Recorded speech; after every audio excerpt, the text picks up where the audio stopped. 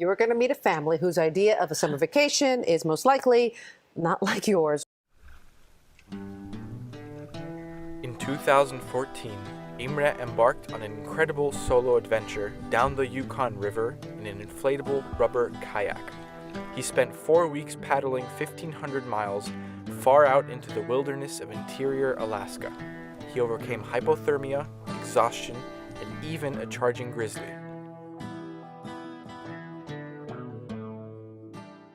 Unfortunately, I was hit by unexpected storms and I had to finish early, about 300 miles before the Bering Sea. I came home determined to try it again.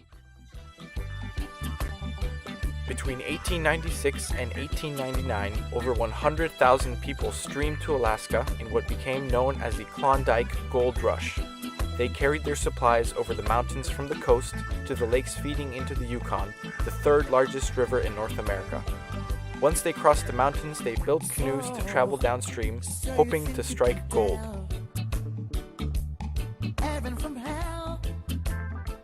Starting this June, my dad and I will be retracing their steps in a trip we're calling Yukon Gold. First, we'll hike 35 miles from Skagway, Alaska to Bennett, British Columbia, carrying all our gear and canoe with us. There, we will assemble our canoe and start our 2,100-mile journey down the Yukon River. If we paddle 8 to 10 hours a day, we can make it to the Bering Sea in just 6 weeks. This isn't the first adventure for the Kabay family. In 2009, Imre flew an ultralight plane around California. The following year, he flew a powered hang glider over the Northern Rockies, likely the smallest aircraft ever to make this crossing. The same year, Imre rode his motorcycle to Alaska, all the way to the Arctic Ocean.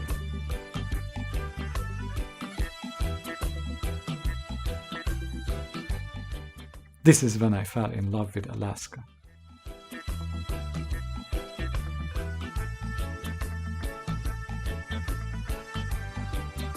Peter has had his own share of adventures too.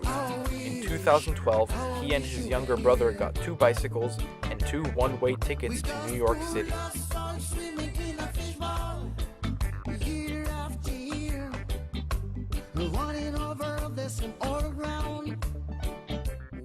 We flew to New York, assembled our bicycles, and started our journey home.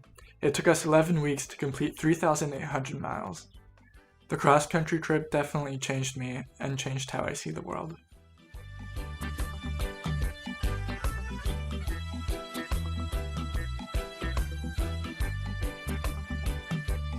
Two years later, Peter biked the 400-mile Dalton Highway in Alaska.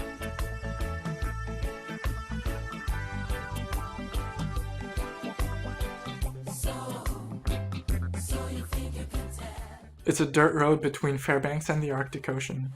Once again, it pushed my limits, but it made me want to return and see more of the Alaskan wilderness.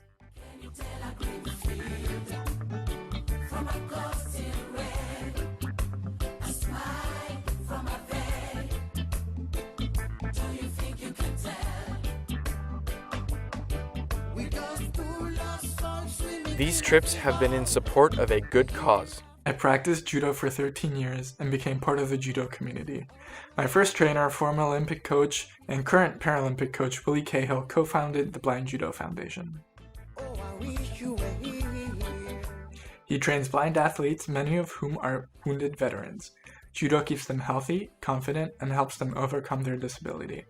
That's why we have chosen to dedicate our adventures to the Blind Judo Foundation.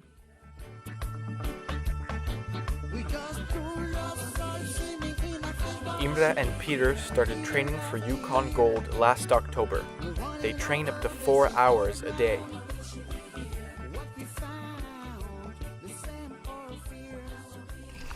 Training on the ocean can be a lot of fun.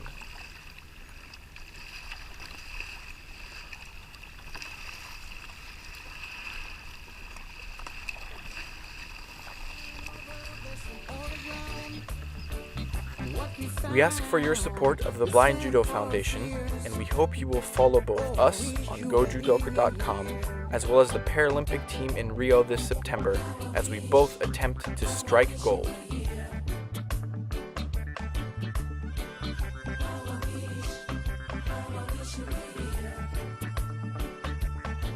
We got